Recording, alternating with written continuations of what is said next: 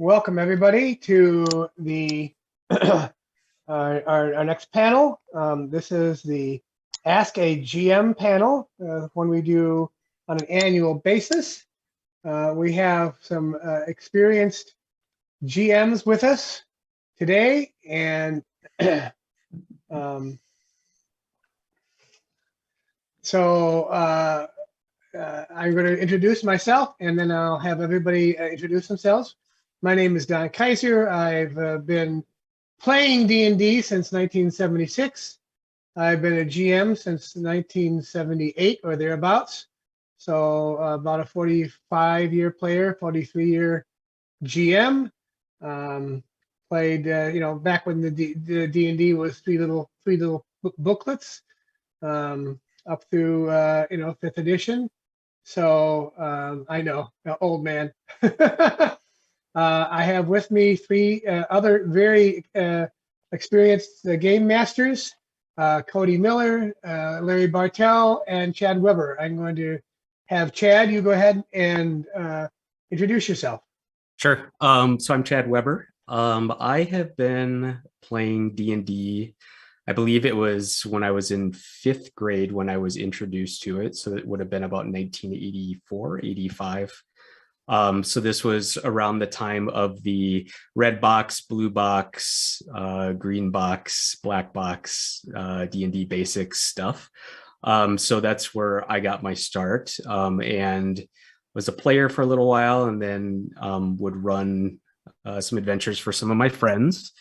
Then kind of dropped it. I played through high school, dropped for about a year or two, and then kind of picked RPGs back up in college. And then when I graduated from college, I took a pretty long break. I guess it was probably maybe 12 to 15 years before I started picking it back up again. Got back into 3.5 for just a little bit, and then really went hard when 4th edition came out for D&D, and then have been playing 5th edition. So D&D has been my primary RPG, with some other flavors sprinkled in. I'll popcorn over to Larry. Let's have Larry go next. Hi, Larry Barthel. I've been playing, first got started playing D&D in high school in 1988, and then played all through college until one day when our DM didn't show up for a session, and the four of us flipped coins to see who was going to DM that session. And I got thrust into that, and it went well. For 10 minutes of research into the DMG and the Monsters Manual, I came up with intelligent giant ants, and that was the session. And ever since then, it's been GMing, mostly D&D, all the way from 2nd edition advanced D&D, all the way up to 3, then 3.5, and now 5. But also a lot of say the World of Darkness games, Werewolf, Mage, mostly those two, and then a lot of Marvel, the old TSR Marvel system, which is Marvel the phase rip. Yes, phase rip system. Yep. Love it. Yep. Ever since then, I've been doing all those. I still do phase rip sessions too. So, ever since then, it's just been loving GMing and playing too. So, and then down to you, Cody. Hi everybody, my name is Cody Miller. I've been playing tabletop RPGs for a little over a decade now, and GMing for almost as long, which I guess makes me the naive child in this group. But I got my start with tabletop RPGs with D&D 4th edition, which I to this day will defend as a good system, especially for certain types of players, and I will fight you over that. But I've played and GM'd a number of different systems, Dungeon World, lots of different shorter one-shot type things. I love one-page RPGs, and running a lot of those. And currently, I'm mostly playing 5th edition D&D. So,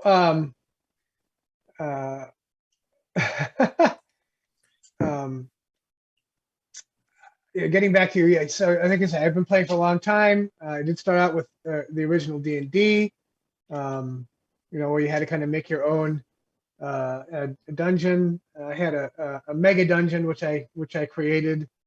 It had a dungeon transit system. I had, originally planned to be like 10 levels, but I never got beyond level 3. But it had, I don't know, 18 pages of very filled in maps and things like that. I also started playing Empire of the Petal Throne, Tekimel, shortly after as well, in 1978 or thereabouts. I played a lot of that. Right now I GM a Tekimel group one night a week. I've played a lot of horror role playing, chill horror role playing. Did that for a while. I didn't GM, but I played a lot of Roll Master, Chart Master. Some people who loved it, but for years I played that. Yeah, Chad's smiling. Yeah. I know what that is too.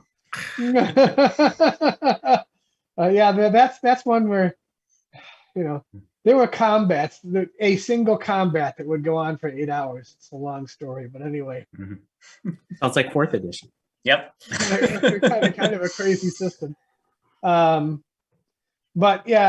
mostly, mostly at D&D and chill and like you, Larry. I did run a little bit of the superheroes back when it first came out. With crazy rabbits and things like that, and so this and that and the other thing. I don't claim to have run as many a variety of things as Cody has, but I've run things for I ran my original dungeon for 6, 8, 10 years, something like that. So Wow. I just got completely burned out. So, so since this is a queer convention, I will ask each of you, in your GMing, what have you had queer sensibilities, queer content, queer players, things like that in your games? What kind of sensibility of that have you brought into it? I'll go. So I just finished running Rime of the Frost Maiden, which is a 5th edition D&D campaign. So we had 7 players and myself. I believe, I don't know how would I say this? So there were, I would say half of us or more are gay or trans or bi or Good job. so I think across the board, I think we only had 1 straight identifying person out of the 7 or 8 of us. So that was my longest running campaign that ran 51 sessions over the course of a year. I would say everyone's characters definitely identified as queer, pretty much across the board. Some characters ended up having relationships with NPCs that were also not necessarily written as queer, but became queer because it fit into the story very well. So that's probably the one that I would say is the most queer identifying for me. So that was it was a fun experience. What about you, Cody? Certainly. The advice I once heard is that if you're queer and you're not using D&D to explore your identity, then what are you even doing? And I honestly think that's pretty good advice, because I know several of my friends and myself have used it to, feel out different parts of our identity by living as another person, where, we're in a world where there isn't the same stigmas that we have in the, meat space, as some people call it. And it's been, as a GM, I'm always trying to be open to those sorts of things. And I try to, as much as possible, treat it like I do essentially any other idea or character revelation, where you want to do a lot of, as they do in improv, do the yes and approach. Said, oh, well, if the character is something revealed to be queer of some kind, say yes, that's great, and let's figure out, who else around you might be of a romantic interest or a non-romantic interest, or is or how that is going to impact anything, if at all. Maybe it's just a statement of who they are and they don't want to address it, but being able to kind of accept it and move on and say, yep, this is just part of reality now, has been, I think, it makes me more comfortable as a DM and as a player when we're able to just essentially nod along and say, yeah, this is a thing that's happening. Let's keep going with it. Yep. Larry? I'm currently running a Wheel of Time campaign. And as readers of that book series know, there is not a lot of queer representation in the books themselves. I mean, there's smatterings here, and there's some stereotypical tropes that Jordan threw in there for that representation. So I've kind of taken that world and made it a bit more diverse, a bit more accepting of queer relationships. And actually, a few weeks ago, they attended a gay wedding between two leaders of a city that were actually warring, and the party got those two together, and they actually fell in love, and then they had a wedding, and then so nice. This big old gay wedding in one of the major cities. So now they're really in good with the leaders of that city and can depend on them for the war to come. So and then I think, and I hope she doesn't see this, but I think one of the player characters is falling in love with a leader of another nation, because she keeps asking about her, what does she like, what's she like, what does she do, what does she eat, what's her favorite food, and I keep having to answer with this other NPC and feeding her little bits, and I think she's gonna have her character go after my NPC at some point, which would be really cool to see. So Fun. More queer weddings. I have, yeah. In fact, speaking of that, as I said, I've been running playing in Techumel and running Techumel, and I actually played in Professor Barker's campaign for a number of years as well, who wrote Techumel. And Techumel, even though it came out in 76, Professor Barker specifically said, that in Solianu, the only thing that's not tolerated is intolerance. And so even back in 76, Techumel was very open to, gay relationships and gay characters and things like that. So my first, character that I played for 12, 20 years or something like that, was gay, and had a, he didn't never made the leap to getting married or anything like that. Now, my current Sunday group that I'm running, they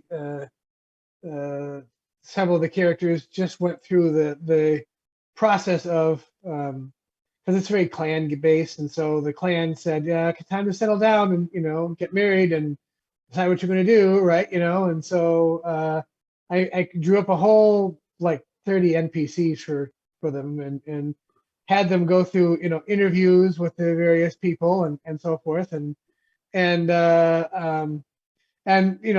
your group that you were talking about, Chad. My group is very very queer, and stuff too. They're all either bi or gay, or I don't have any straight identifying. I have one sort of straight identifying person, but yeah. But even so, so they went through and picked out their mates and things like that, and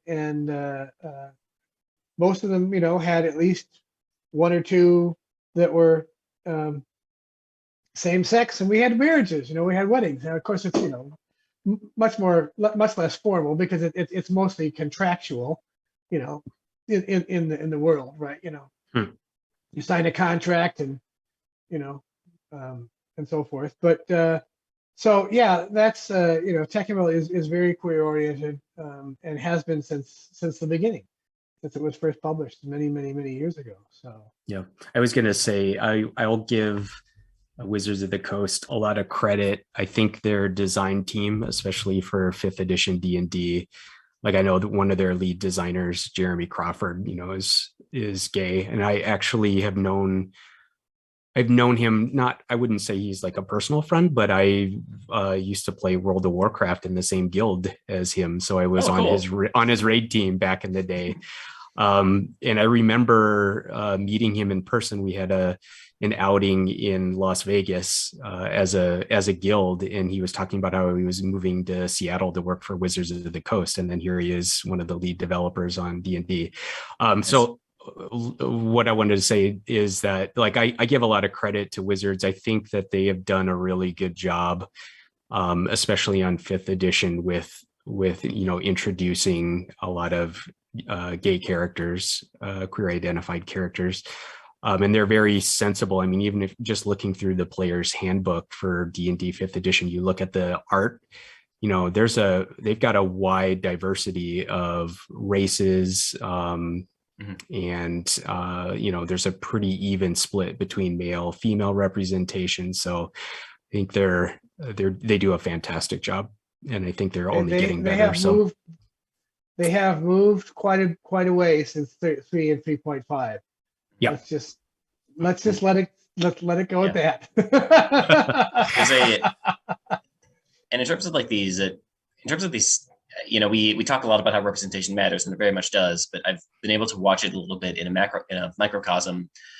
I run a game for my coworkers that is almost all of them identify as 100% straight, and it's been, as they've been going along, I've inserted a few queer characters in that they've met. Not all of them are super obvious about it, but one of them is like, there's a gay prince, and he's got his lover, and that gets introduced at one point. And it was interesting watching these players kind of like, oh, this is a thing that happens in here too, and they were very clearly like taken aback by it, because it wasn't what they, they're also trying to. Many of them are new players and trying to like learn all the rules and everything. And so I think it was also just kind of like, oh yeah, this is a thing that can happen here too. It's everywhere, and it's been like, it was definitely, I could get the vibe that they felt it was a little bit weird to start with, but as it went on, it just became another thing. Like, oh yeah, that's Caribbean and his lover, and that's fine. And we need to go talk to him about stuff. And they'll ask like, oh hey, how's your guy doing and everything. And it's just, and they have a little character interactions, and I want to believe that they've grown even just the tiniest bit from it, because they've gotten to, again, explore that in a place where it's not going to be judgmental, and it's all, fantasy and casting spells anyway. That's always that initial thing of trying to feel out your group, whether you're a player or a DM, trying to figure what the other players are like. Are they going to accept any kind of gay references or anything like that from your character or the environment. So the group that I'm running through in Rime of the Frostmaiden, everybody else is straight. And I've been feeding a little bit hints here and there of, me being gay for one thing, and then also talking about my history of doing gay sports photography and all that stuff. And I went to the Gay World Series and blah blah blah, and just trying to inject a little bit just to kind of feel out, okay, what do they feel about that? Fortunately, they are the most accepting, cool group of people I've ever met. So all that feeling out paid off in the end as now being comfortable and expressing myself and playing with them weekly. So that's great to be able to feel them out that way. Yep. You talked about the feeling out the group layer. I mean, that comes down to what we call the social contract of the group. What is the social contract of a given gaming group? It's hard when we're talking about groups of people that we know and things like that. But social contract can be different if you're running a game at a convention, for example, where you don't know the people. And there you kind of have to say, well, here's the this may happen or whatever, or not, and just see what happens. But yeah, I've never. It's been a very long time since I've had to ask anyone to leave one of my groups. But it's hard to do. But I've been blessed where I haven't had to do that much. Yeah, I believe in having I think the other players, I think it's great when the other players can be vocal. If something is making them uncomfortable as a group, you just talk. If someone can bring it up and you just have a calm conversation about it, I think that I think that's great. Having your players be able to help kind of police behavior at the table, I think is a blessing. Like it shouldn't just fall on the DM as the facilitator to do that. I think it often does. And if there's ever a DM that finds yourself in that sort of situation, one thing that I've found helpful is something that I learned in college. It's just called the 24-hour rule. When something heated happens, try to address it as close as you can to 24 hours later.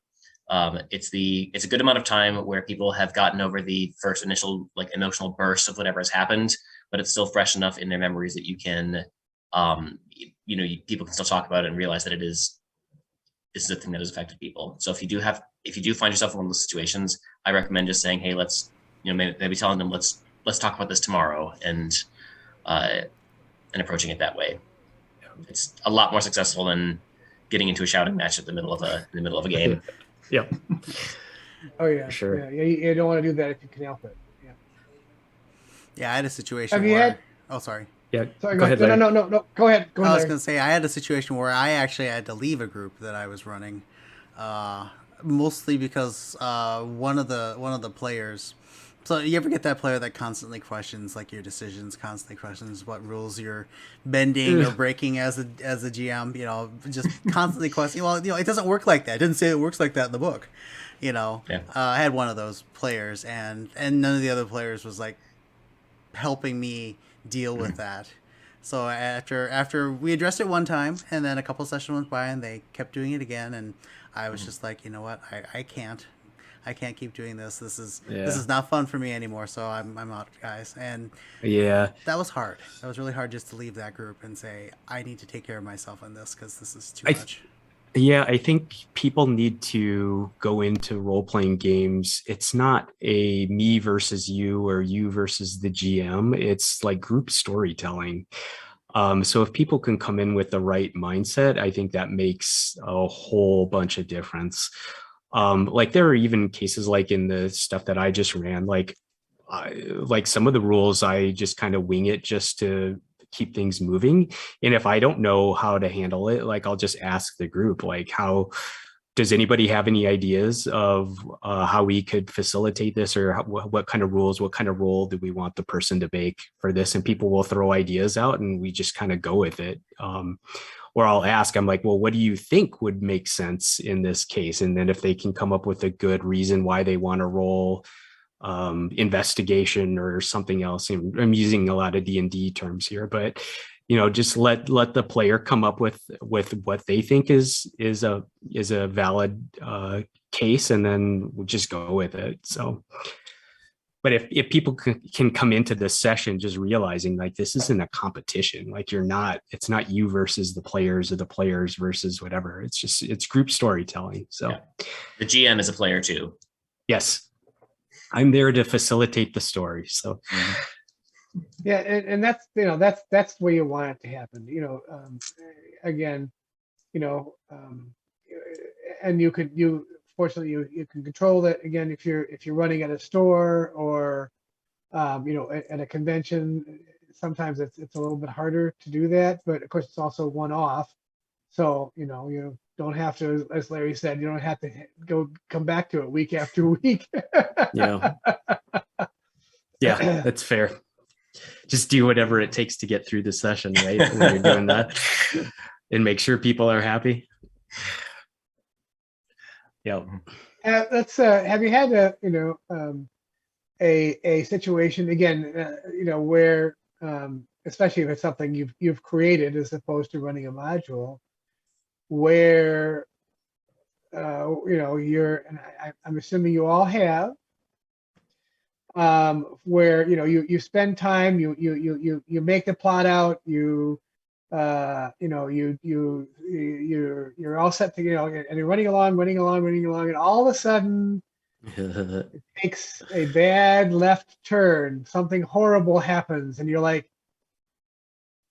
okay, we need to stop here, and I need to, as a GM, figure something out. Yep. Stories like that. I'll tell you mine later, but I'll ask you guys first. I'll let someone else go first on this one. Do we talk about horrible as in someone said something horrible, or just like something completely off, like that you had not expected happened? Going off the rails. Something you is how I completely interpret it. something you didn't expect it. Something you is it some player, something happened, a bad roll, a A very recent example of this is I was running, this is from my work group again, and this the idea was that they were going to go to this Minotaur kingdom, and they were going to, I wanted to give them like a really good classic like dungeon crawl type adventure. So I had this whole dungeon mapped out with a bunch of encounters and things like that, and they met the guards on the outside of this dungeon who like started to attack them, and then they went, wait, we're just here to talk, and they rolled really, really well, and they came up with a bunch of really good arguments why they should actually be befriending these Minotaurs, and they spent like an hour and a half just like talking to these guys and like hanging out with them, and then they all went fishing together, and they all had like a camping trip and everything together, and this turned into like a 2-session thing of just like them hanging out, and it's just like, okay. And I kept doing again, trying to yes and like it just keep the story moving, because I love that sort of thing. I love when they take twists and turns. But the result of this was that I had this giant dungeon that they were supposed to fight their way through. And what happened was their new friends literally walked them through the dungeon saying, by the way, there's a trap there. There's a trap there. Oh, hey, here's a secret door. Don't go in that room. There's a bunch of hellhounds and a beholder in there. And just literally walking past the entire dungeon that I had spent hours and hours and hours putting together. But I wouldn't trade that. It was a marvelous experience, and it led the story in I thought, a really cool direction. So yeah, that's a good one. So I'll tell you the story. That this is something that happened with me and Cody. I know what this one is. We were playing through the Tomb of Horrors, 4th edition Tomb of Horrors, and if you've ever seen the book, it's laid out so that it's like level 1 to 10, and then you have and then it picks up the story again at level 12, and then you have 12 to 14, then it picks the story up again at level 16. Mm-hmm. Right. So in between there, you have to have, you can the book says, well, you can use it level everybody up, or you can have somebody make something up. Right? Filler content. Yep. Filler content, right? So the level 10 to 12 filler content, I decided I'll pick up a story. And Cody had this really cool backstory because he was playing a dragonborn that was raised by tieflings and taught him to hate all dragonborns. And anyway, he wanted to change over his religion from the Raven Queen over to Bahamut.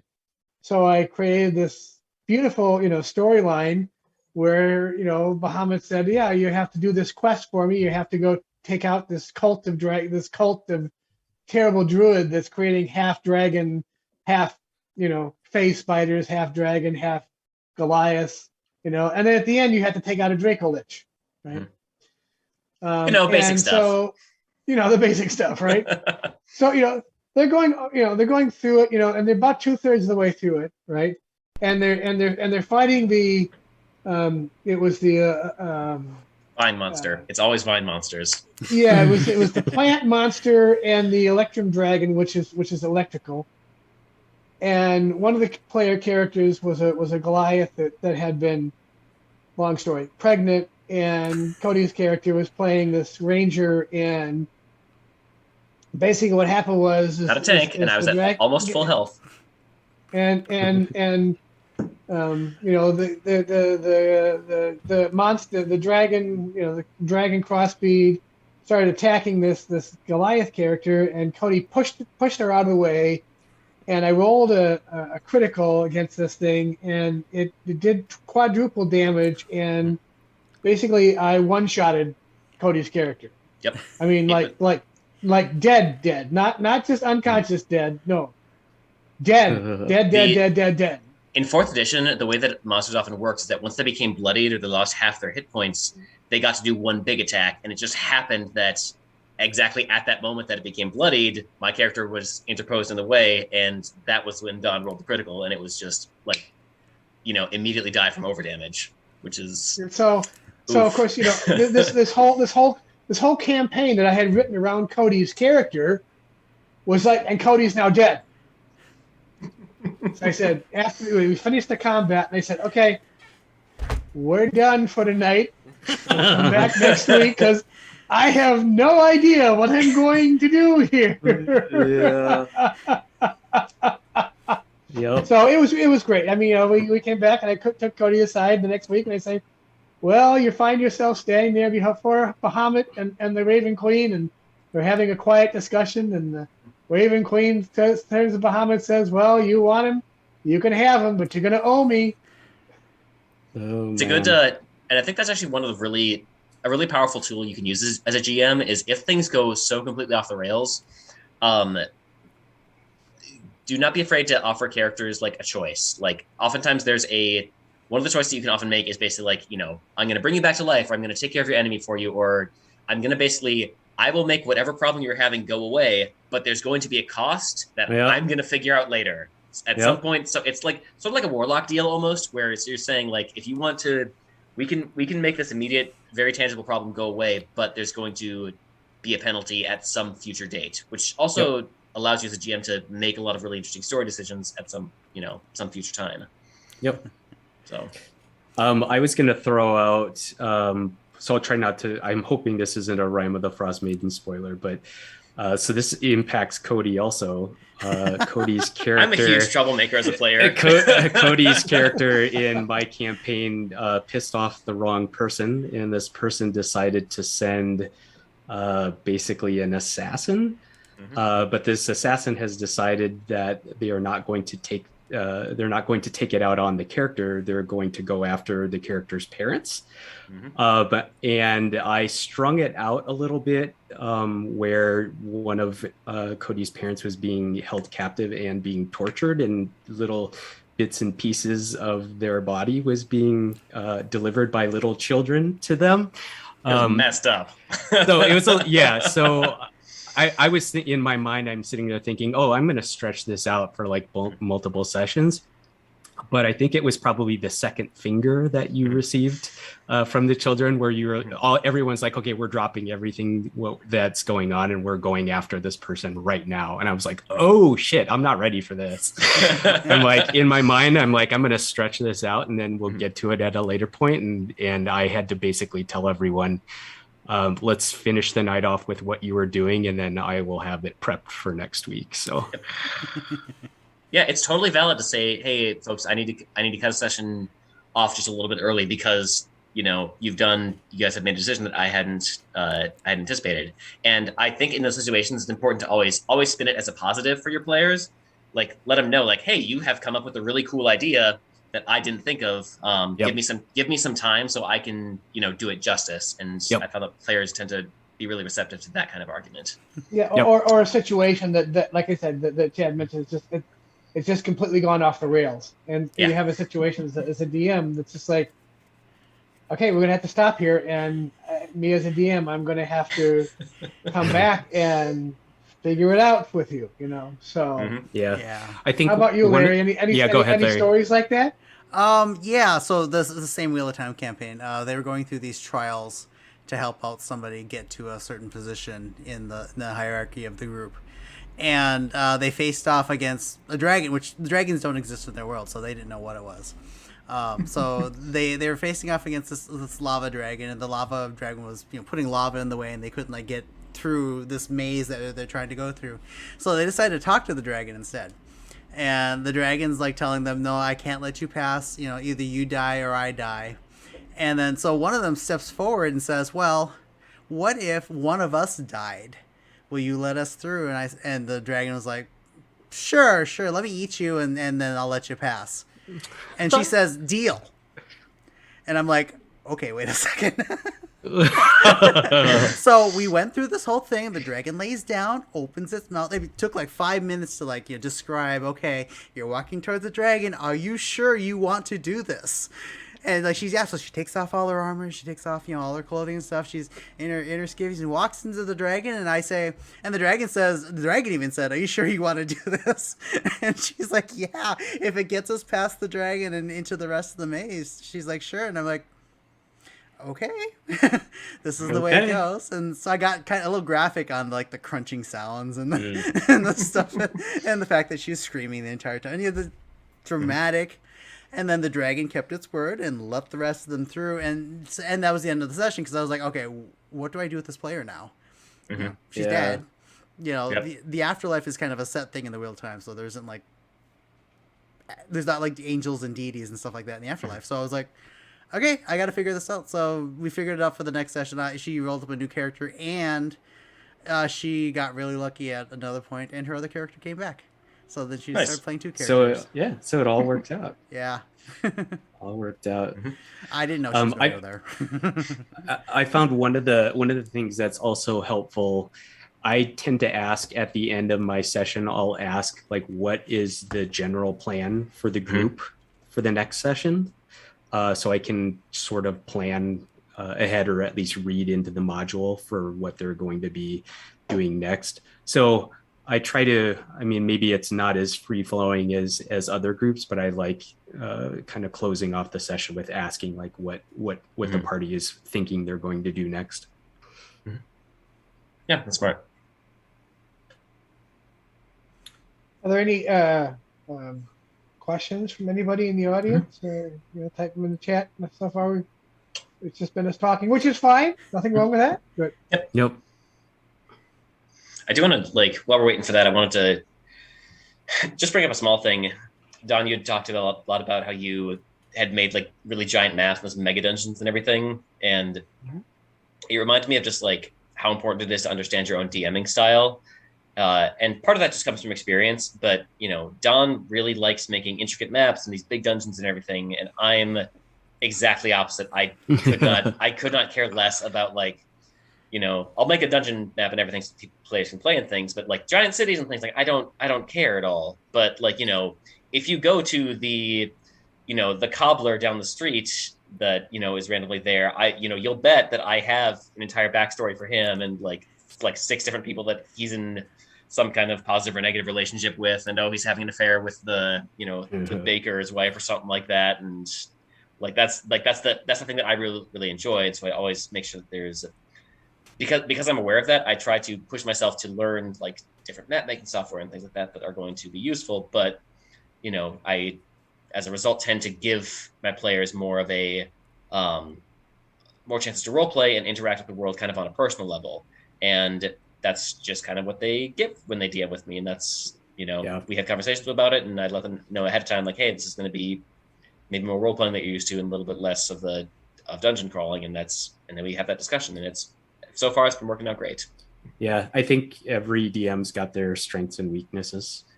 I would say some of the story stuff is probably the stuff that I struggle with when it comes to getting in and doing a dungeon crawl where it's very kind of rules and tactical. That's where I feel like I can get in and I can run that and facilitate that really well. But if it's free form role playing and stuff like that, that's where I struggle with it. Yeah, so I'm struggle, the opposite. I'm the opposite of Cody too. So. Yeah, I mean, Photoshop is my friend. I'll just say that. But yes, I love making detailed maps. I love working with. Lately, I've been working with Fantasy Grounds and figuring out how to, put the maps in the Fantasy Grounds and how to animate the maps in Fantasy Grounds and things like that. That's been great. I mean, the only thing, the only place where I can, Cody, for me, the only place where I feel really comfortable just free flowing it and just letting the players have a complete sandbox is when I run my Techumel campaign, because I've been playing Techumel for so long with many, really good people, including, like I say, the professor. I'm really well immersed in the culture. And so for me, it's easy and comfortable to just let the players play in the sandbox of Techumel. Sure. But when it comes to D&D or something like that, I, less so. I'm not. It's a lot harder for me to do that. Even in some of the D&D modules, Prince of the Apocalypse, I tried to run that. Got a little bit into it. And it was just I couldn't figure it out.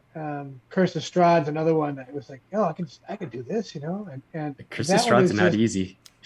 It is really hard, even though Curse of Strahd has you look out look out on the internet, there's so much out there as far as just how to run it and maps and really cool backgrounds, but it's just like,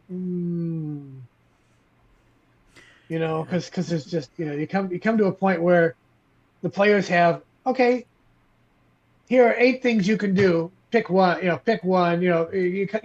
into Valaki and you say, okay, Yep. which of these terrible factions do you want to go with? I'm like, none of them. They're all awful.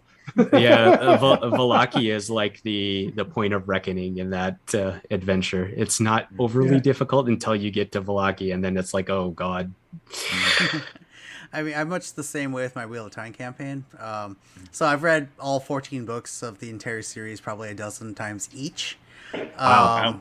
Every time a new book would come out, I'd read the whole series up to that point and then read that book. So been through it quite a bit. So I'm so familiar with the world and so familiar with what's where that it doesn't really matter where they go because I have something for them. So it is a very free form. They make the decisions of where they go. And then they encounter the things there, and then they decide how to deal with it, if they want to deal with it, when they want to deal with it. Do they retreat and formulate a plan? Do they go do something else while they think of what to do? They get to make a lot of the decisions, which I think lets them drive the story a bit, which also makes them feel really invested in the outcome of what they're doing. We spent 2 sessions, no fighting, just some stat rolls, of them trying to figure out how to best negotiate with the leaders of 4 different nations. Wow. And they were super invested in what they were doing. They were concerned about the outcome. They were thinking about, okay, what happens to the regular person? Do we have enough troops? What backups can we come in? How do we want to approach this person? And I had to play the rulers of those nations as they went through and negotiated with those 4 towns over the 2 sessions. And it was amazing how invested they were in the outcome and how much they thought of these people as real people, which was really cool. I think Larry's hitting on something really important too as a DM, and it applies to, as far as I know, every type of creative, thing you might do, whether it's art or fan fiction or whatever, which is, you should, if you're creating something, especially for other people, you should do something that delights you. Do something that is going to make you happy to spend time doing it, because that joy and that energy that you feel when you're working with something that you really, really do enjoy, it's going to come through in whatever it is you're creating. And then your players or your readers or whoever's consuming what you're making, they're going to be able to feel that, and it's going to make it a lot easier for them to engage with what you're building. Yep. And that's, again, I'll come back to my Tekimo campaign because that's true for me. Again, I love the world. I love playing in the world. And a lot of the things, that I Tekimo campaign, Tekimo adventures, I should say, that I've written for, like Con of the North and things like that. A lot of them have just been like little mysteries, right? Because you have 4 hours, right? You have 4 hours to run something. So you want to go from beginning to end, right? You want to have a beginning and end. And for me, it's pretty easy. It's a lot of fun to write a mystery. Because then you have a beginning, a middle, and an end on a mystery, but you're still interacting with the world in that mystery, and so a lot of what I've done for my Tekimo adventures for conventions have been just little mysteries, and the clan that they belong to, they come to rely on these player characters to solve the problem for them, So another good resource if you're struggling with how to write, especially one shots or shorter campaigns, look up the concept of a 5-room dungeon. If you Google it or otherwise search it online, there's a bunch of different resources there, and it's a really good basic template for how to make just a really basic dungeon that has a lot of different stuff in it that feels like it's a complete story. And then of course you tweak it however you want, but 5-room dungeon, highly recommend as a way to build short little sessions. Cool. I was going to ask, do any of you watch any of the live play sessions like on Twitch, like Critical Role or anything like that, where you're taking some influence off of? I know once I started watching, wouldn't say I watch a lot of Critical Role, but I will tune into it on occasion when I have Thursday nights open. And seeing how Matt Mercer's DM style is, I think I started picking up a lot of nuances from how he runs his games. I was wondering if anyone else has any point of influence where they draw from for your games. Go ahead, Larry. Oh, you go ahead. You go ahead. Okay, sure. I've watched all of the first campaign of Critical Role, and I'm currently working my way through the second campaign of it. And it's enjoyable. I think it's a little bit often more time than I want to spend. It's a lot. It's a lot. There's a lot of content there, which is good. It's good for like workout material in the background because it doesn't move too quickly. I also am a huge fan of the Adventure Zone by the McElroy family. That one is kind of on the opposite end of the spectrum, where Critical Role is very crunchy, very much rules oriented. Adventure Zone is very much just like, we're going to have a bunch of fun, and here's a loose set of rules that we will mostly follow, but then throw them out whenever we feel like it, just because it's, getting in the way of the story. And I think part of it is that I just identify with the Adventure Zone style of storytelling, where it's we very much follow a rule of cool type of thing, where if you have a cool idea, like if you want to get to a beach faster by launching yourself out of a palm tree, then yeah, sure, we'll figure it out. I will make up some rules to make that work. Rule of cool, I like that. I've been watching, if you ever heard of Viva La Dirt League, they do comedy videos on YouTube that parody, some of like D&D tropes. Like you get to the end of a campaign and one of your players doesn't remember anything about the evil bad guy that they met in the beginning of the campaign, and now suddenly shows up at the end, and the bad guy does his speech like, I finally brought you to my temple of evil, and the player's like, who are you again?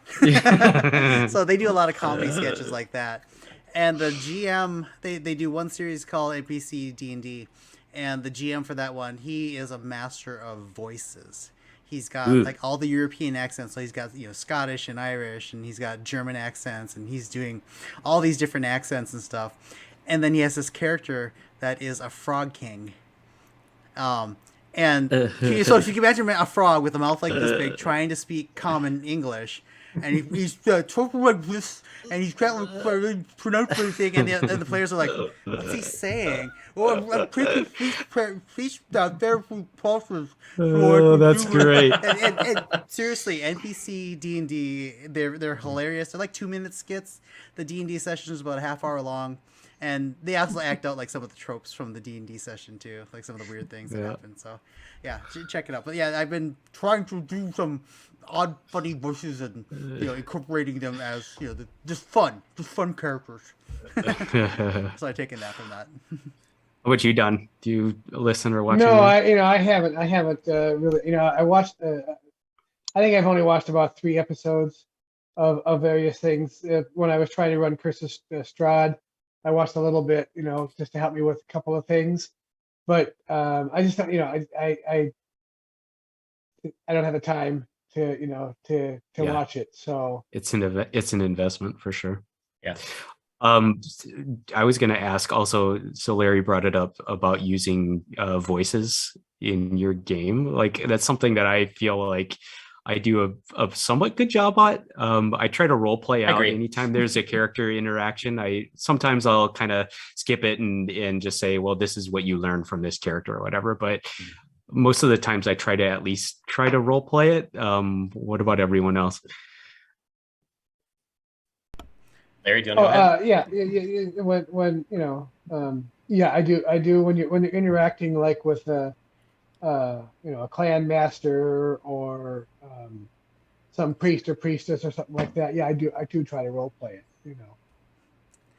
What's funny is that, like, my big campaign is obviously the Wheel-Time campaign right now, and what's funny is we've established some tropes within the campaign. So, like, if they're in a palace and they summon a page, it's always like 12 to 14-year-old girl who is hiking up her skirts, and she runs up and she says, "Hi, can I help you? Do you need something?"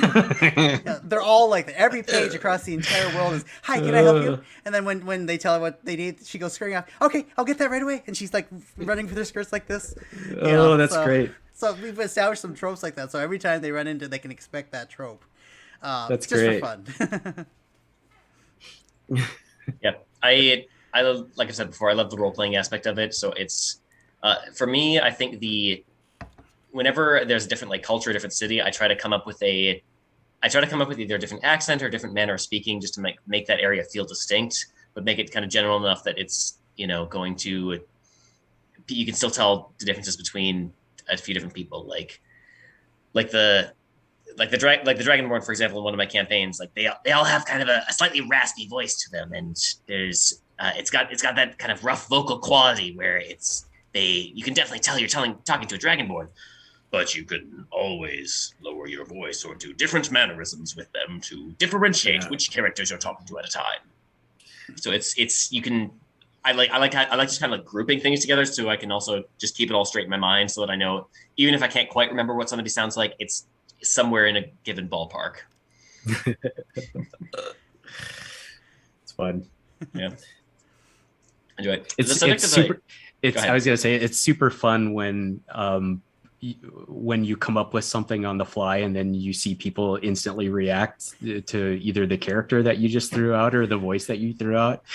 It's such a high when you pull it off and people are laughing or really enjoying what you're throwing out there. So it's one of the fun things about GMing. Yeah, it also like you get that feedback, and it also inspires people to go back to those characters. I have an NPC who is a quest giver, like super early in a campaign. Her name is the Mademoiselle Tabitha Abernathy, but she goes by Madame Tabitha Abernath for short. And she sounds like Julia Childs, and she's a seamstress. She's just a seamstress that gave the characters a quest once, and they always, like, every time they're in town, they swing by to see her. I don't know if it's just the silly voice that she uses. But they always ask, like, "Oh, have you heard anything new?" It's like, "Darlings, absolutely, come and buy some socks, and we'll give you some." Like, it's just a silly thing, but they enjoy it. It gives them kind of that touch base, and she's become a major character. I wrote her into a bigger part of the story because the players enjoyed her. So, love it. Yep. You mentioned about getting some positive feedback. As Chad said, he just finished running the Ride with the Frost Maiden, and I was playing this bard, and I as far as my backstory was concerned, I wrote a song. Mm-hmm. Chad asked me if he could post it to where did you post it? Reddit. It was on the Reddit? Rime of the Frost Maiden Reddit thread. And that went over well. There were some really positive. There were a lot of people. Yeah, there were a lot of people that responded. They're like, "Oh my God, thank you for posting this. This is perfect." Mm-hmm. So a lot of GMs threw that into their campaigns. So yeah, it went really well. So it made me feel good that I spent a lot of time doing it. So. Mm-hmm. But that was as a player, So it was nice. It was nice to get the positive feedback, though. Well, and all of this, goes towards making real people out of these characters, whether it's an NPC or a PC. That bard that wrote that song. You didn't have to do that. It wasn't like, but that makes that person much more real than if my bard sings a song. No, my bard sings this song. Yep. Mm-hmm. And that's the part for me that is really enjoyable, when you can take an NPC and make them into somebody that those people care about as if they were really a person, either care about or hate as if they're a real person. Like my group right now was running with the queen of an enemy faction, and every time it was time for her to speak, she'd go like this, and I don't really care what you people are doing. You're all beneath me. And they knew that was her, and they hated her with a passion, which I, as a GM, exulted in because I affected them in that way. Yep. Yeah.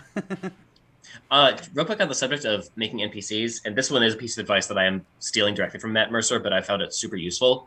For any NPC, you can do two quick things to figure out what it is that this NPC is all about, and to give you enough to work with basically any NPC you run into.